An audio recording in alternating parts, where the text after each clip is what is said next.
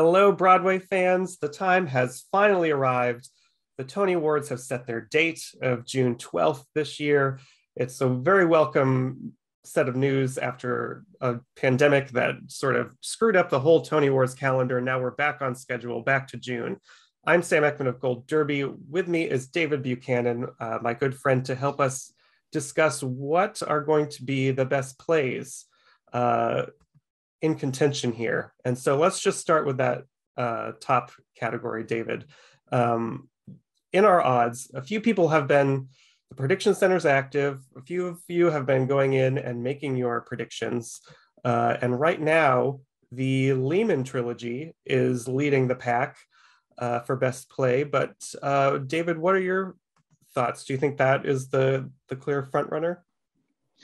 I wouldn't say clear front runner. I think that makes sense at this moment in the season. But the critical support was somewhat mixed, and there's a whole slew of new plays opening in the next month and a half or so. So I do have it out front right now. It has a lot of critical acclaim.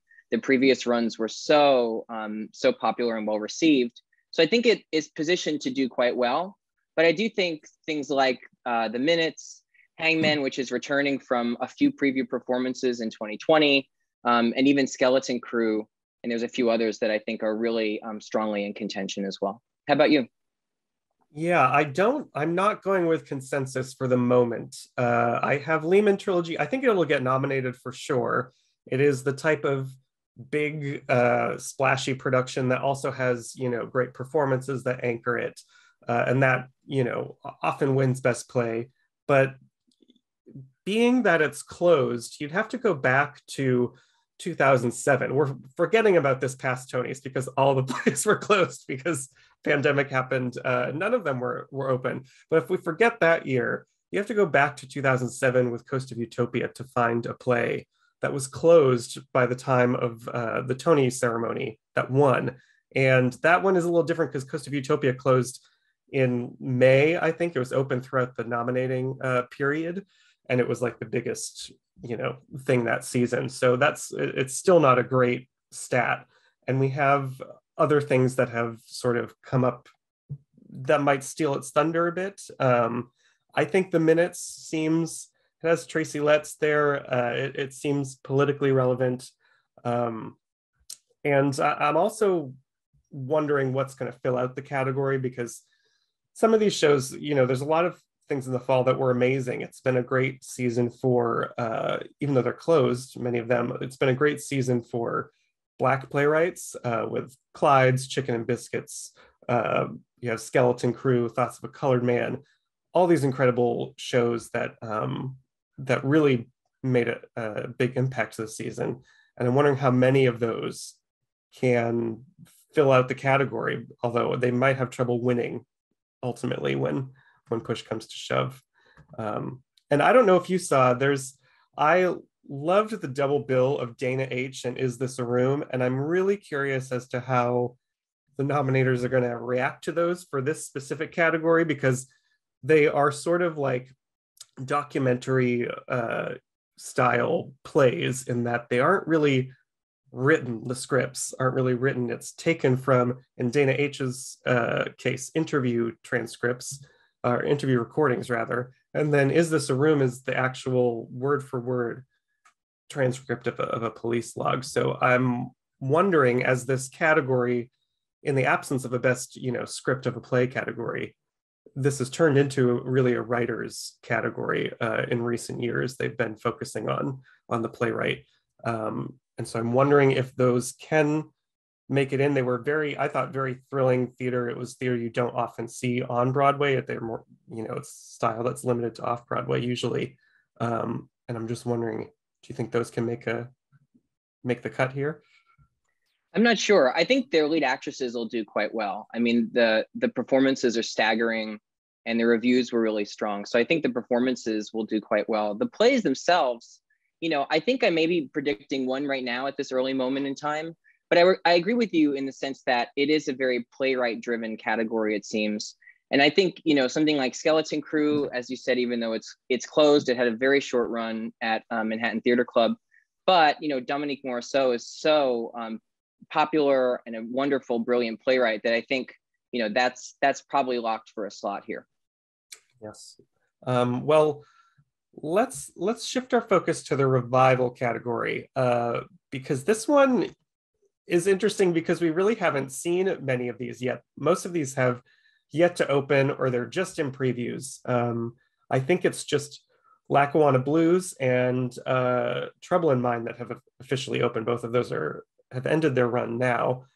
So it's kind of a toss-up. It's at this point, sight unseen, so it's a category without a front runner. I'm thinking for Color Girls, which is for Color Girls Who Have Considered Suicide When the Rainbow Is Enough, full title. That hasn't been seen on Broadway before. It's something that, just holds is very near and dear to a lot of people, I think. I think Camille A. Brown, the director and choreographer of it, is kind of a rising star in the industry right now. I think she could actually show up in director as well. So that's what I kind of have out front by default. I didn't get to see that off Broadway, but I've know many people who loved it. What do you think is out front? As you said, so many of these we haven't seen yet. I do think Trouble in Mind is in really strong position for a slot, even though it's closed. It's so topical and a really wonderful production of that play. I have How I Learned to Drive out front just because, Paula Vogel back on Broadway in a Pulitzer Prize winning work that hasn't been on Broadway before, with most of the original cast from the run, decades ago. And I'm anticipating that's going to be a really strong production. And she's such an acclaimed playwright. So I have that out front right now. But yeah, it'll be really exciting to see how things like Take Me Out, Macbeth, and American Buffalo, how they factor into the race once we know a bit more about them. Yeah, and Skin of Art, there's a lot of plays in this revival, besides Macbeth, which is done every year, it seems. There's a lot of them that, have not been around in a while. They haven't gotten produced. I mean, Trouble in Mind, obviously, is a very famous story. That was an incredible production that was in turmoil for decades. But then, like, The Skin of Our Teeth is never produced. It's, it's too gargantuan for most, theater companies to put on. So really, Lincoln Center Theater, who's doing it, is one of the few people who have the money and resources to do a revival like that. Take Me Out has not been revived on Broadway since its original production. So it's kind of an exciting category because we're getting to see most of these contenders are not often produced works. But I feel like for Color Girls is going to be a hot ticket. Take Me Out could be as well. Skin of Our Teeth doesn't have like big stars, but I think theater people could gravitate if they pull that off. That could be something that really takes off because it's so rarely seen, but it's a script that people love. So this one, I say go with your gut. If you have something down there at 90-1 odds or something, put it in there because this one is really, really up for grabs, I think. Absolutely. We talked about some performers before, but actress in a play, I think Deirdre O'Connell, I know it's closed. I know Dana H is done, but holy crap, was that one of the most incredible things I've ever seen an actor do on stage. I have her in first place. Do you think she's getting in? Oh yeah, I think she's getting in. My question right now is if she can win. I think she's going to get in. I think I have Mary Louise Parker out front right now. I think the timing for back-to-back wins. Yeah, you know what? She's going to Judith Light it. She could Judith Light it or Laurie Metcalf, right? I mean, it's not terribly uncommon as kind of rare, in back-to-back seasons in different shows, in the same category, no less. I think it's possible given the show and the role, especially if, How I Learned to Drive is going to be out front in revival, like I think it is at this moment in time. But absolutely, I think Deirdre is really in contention. I have her in second, if not in first. I'm also looking at people like Felicia Rashad. I have LaChance in. She's low in our odds right now, but Trouble in Mind was so well received. She's so brilliant. So I think she's definitely getting in too. How about you, Sam? That was I don't have LaChance in, but I want to put her in. I'm taking some chances early on a few things. Like I have Gabby Beans for The Skin of Our Teeth in a slot, just because it's an amazing role, and it's a role that hasn't been done. She is not, an A-list star or whatever, but who cares? Congrats to her. She's got a great part. I have not had the pleasure of seeing her on stage before, I don't think, but I think the part is something that an actor can really sink their teeth into, and it's an awards worthy part. And I have Ebony Marshall Oliver from Chicken and Biscuits. I can't believe they made a lot of kind of wonky decisions with category placements this year, because I would have put her part in featured. I thought Chicken and Biscuits was really an ensemble piece, but she was so funny and also moving, just like a wild, like highly physical role. And she absolutely deserves to be recognized. I don't know if she will end up there when all is said and done at the end of the season, because there's a whole slew of heavyweights here who are kind of coming in at the end. So we'll see if she can stay in folks' memories, and if the part is sort of big enough to compete with a lot of these women. But I'm just fixated on Deirdre O'Connell. And for those of you who didn't see this performance, she lip syncs the entire play along with the recording. And that makes it sound like a gimmick, but this is not like, it is not a RuPaul lip sync for your life situation. She has everything hyper choreographed down to small mouth movements that match up with the woman on the tape to, the bangle sound of her bracelets on her wrist matching up. It's really something unique. Our odds have Ruth Negga out front. She would be, I believe, the first person to ever win for playing Lady Macbeth. I think Glenda Jackson was nominated for it, and one other actress whose name is escaping me from the Patrick Stewart production, but no one has ever won for this role, I don't believe. So she would be setting a big precedent there if she wins. But maybe she just had passing, so maybe she will pull that off.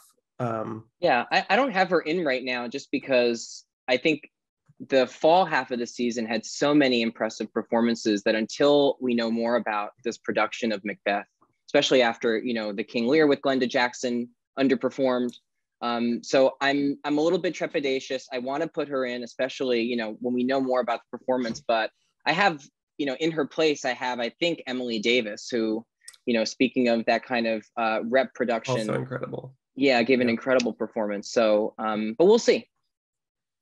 Well, then let's look at the men for a moment with lead actor. This one is another place where I don't think there's a front runner here. Some of that is due to many plays having multiple people eligible, like the Lehman trilogy. All three men are going to compete here. American Buffalo they haven't released, eligibility rulings for that yet, obviously, but precedent would say that both Lawrence Fishburne and Sam Rockwell are going to compete here. And then Passover also has two men up for this category. So it's kind of like, do they all cancel out? Right now, I don't have any of the Lehman trilogy guys in here, which seems wrong, because that play was, people were really hyping up their performances. They're on stage the whole time, just the three of them. Do you have any of those three in there? I don't know which of the three I have right now, but my big question is how many are going to get in. I'm convinced that at least one, if not two. Can they get all three? If it was a thinner slate of plays this year and revivals, I would say, it could be likely that all three, because I'm thinking the production is going to do quite well overall. But with so many other strong contenders, I'm not sure that they're going to get two or three, especially with, Tracy Letts has written the minutes. He's also starring in the minutes. David Morris is reprising his role from How I Learned to Drive. I think there's a lot of other strong contenders. And like you said, though, no clear front runner for me at this moment. Even somebody like Ruben Santiago Hudson for Lackawanna Blues, which closed a long time ago, but it's a play that he wrote, directed, stars in, plays, all of the many roles. it's one of those kind of bravura performances that could be remembered. Yeah, and that's very true, because I don't feel like Lackawanna Blues, that might have trouble getting into the revival category, I think, but they could honor him because he did do so much, and he had a back injury that flared up, so he was, constantly dealing with that during the production, so they could honor him here. I have David Threlfall out in front for Hangman. He's not out front with our odds. Our odds have Tracy Letts for the minutes, leading right now. Before, if we remember back, before the world shut down, before Broadway went dark, Mark Addy was originally playing this role in The Hangman, and he was leading our odds when we had that prediction center before everything shut down. And it's a role, this play is one that has gotten a lot of fanfare and a lot of acclaim. Mark Addy did when he was in it. I think maybe people aren't predicting this, David Threlfall, the person who's replaced him, just because he's not as famous a name. But the character is still there for him. So I think that could be something. The role is strong. I did see one of the very few preview performances of Hangman March 7th, 2020.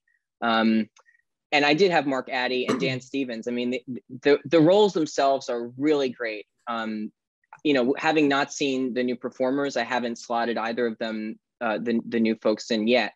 But as you're saying, Sam, the roles themselves are really strong. So I could definitely see both of them getting nominated.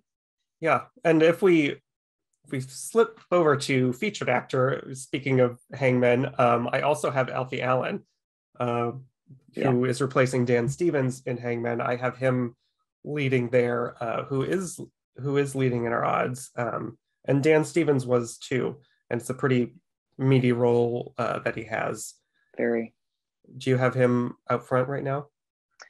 I think I do. I just said that I didn't have either of them in, but I think that was a mistruth. I think I do have him slotted. I think I do have him slotted in, because the role really is, I understand why it's in featured, but it really is kind of the show stealing role. So I think, if he's as good as the role is, I think he's definitely in and out front. One of my problems predicting this category at this moment in time is there are so many actors in the featured categories from some of these ensemble shows, like the Minutes. And I know the Minutes has played, in Chicago and elsewhere, but I haven't seen it yet. So I really don't know, which of these roles and which of these actors have, maybe the showier performances. So until that opens, which, it's coming down the pike soon, some of these are really tricky to figure out. Yeah, it's hard to know which person from an ensemble is going to have votes unite around them early on. Like, I've just kind of chosen people. Like, I know someone who went to the first preview of Take Me Out and really loved Michael Oberholzer, who I loved in Hand to God. So I just threw him in there because why not? When I get to see the production, I'll make up my mind about it. But the one person I really hope gets in, who I have seen, is Chuck Cooper in Trouble in Mind, who gives a monologue for the ages and truly stops the show. He's, a veteran of Broadway, and I've seen him in a lot of things, and this is one of the best pieces I've seen him do. You could literally hear a pin drop while he was speaking during that monologue. And I think Michael Urie, I know it's another closed show with Chicken and Biscuits and another huge ensemble with other people who could get in, but he's never been nominated before, despite, giving great performances. And like Torch Song, I thought he was great, which was nominated for Revival, but he wasn't. And this fits right into his comedy wheelhouse. He had people like howling in the aisles, so I think he could finally get his first nomination. Yeah, I have Chuck Cooper as well. I think Trouble in Mind will probably get those 3 nominations. I think it's going to get Revival and Actress and Featured Actor. So I totally agree with you on that. I'm also looking at Ron Cephas Jones. We'll talk about some of the other performers from Clyde's too. But it's a moving comedy. and he has really a lot of the kind of gravitas and the more emotional beats, certainly of the male performers in that show. So I think he could get into. Yeah, he's a good pick. We should go to featured actress as well. Speaking of Clyde's, Uzo Aduba, who we know is an Emmy favorite, could be sneaking in here. She has a great, like, gets to, just chew the scenery and ham it up, and she ends the play. So I think that could definitely happen for Uzo, despite being from a closed show. I think she is firmly in there. And our odds, though, have her being beat by Amber Gray from Macbeth, who is playing a sort of, I assume, a gender-swapped Banquo. And that could be, she was in kind of neck and neck that one year for Hadestown. So this could be her time to finally get in for a win. I agree. I definitely have Uzo in. It is definitely, I mean, I don't think the committee has, made the designation on Clyde's yet, but in terms of, she is the face of the show, but it is really a featured performance. I'm also, again, like I said, in featured actor, there are a lot of great performers in the minutes, and I don't quite know yet at this moment what to do with them, but, Sally Murphy is coming off of a nomination, for working with Tracy Letts in the past, so I could easily see her coming back if the role, warrants it. I also have my eye on Tracy Bennett, who is returning from, she was in the production of Hangman in 2020 and is returning to do it now, and is, a really strong featured performance. So I have my eye on her too. And is a past Tony nominee, so we know they like her. True. The one I'm looking out for is all the women in For Colored Girls, because there's a lot of them. It's a huge ensemble piece. I would assume, unless the Tonys do something crazy with the eligibility, which they have already done this year, I would assume they'd all be in this category and featured. So it's kind of hard to know if any of them will amass enough support for a single nomination. But Kenita R. Miller, I think she could have and probably should have been nominated for Once on This Island, that revival that happened a few years ago. She's just great. So I'm just saving a slot for her right now because she's a fantastic performer with fantastic material. Whether any of the women from that show can kind of get enough, singular support, we'll have to see. But I would hope that she can finally score a nomination for an IOU for Once on This Island. One more on that too. Again, sight unseen, but Priscilla Lopez, I think we would be foolish to count her out just on, name and reputation alone. So we'll see, how that production of Skin of Our Teeth is received. Yeah, that whole show is still a huge mystery. I don't even know I don't know if it's conceptual, if they're presenting it, just standardly. I have no idea yet. So I'm very excited to see what they do with it. Which, if we're talking concepts, will bring us to our last play category here for the directors. I don't have Lehman Trilogy winning play, but I do have Sam Mendes out front for director, just because the production is so massive and has such a clear concept. But I am looking at the list, and Scott Ellis has been nominated so many times, and he's behind Take Me Out. And I'm wondering if this is fine. If that production takes off, is it finally the year that he takes home a win? So could be. But I was just going to say one that I am looking at that is very low in our odds right now. And of course it's very early. So, jump in and make your predictions, your first guesses if you haven't. But I think, speaking of Ruben Santiago Hudson, I think he could sneak in for directing Skeleton Crew. It is a closed show, as we've discussed, but his production of Jitney, also at Manhattan Theater Club, was so well received. I thought he would win for Jitney. His direction was absolutely stellar for that. And I think, if Skeleton Crew is in for revival, which I think it probably is, he could come along in this category too. That's a great point, because that production was, what he did visually with that production was really cool, and Yeah. incorporating the choreography in the background for scene transitions. It was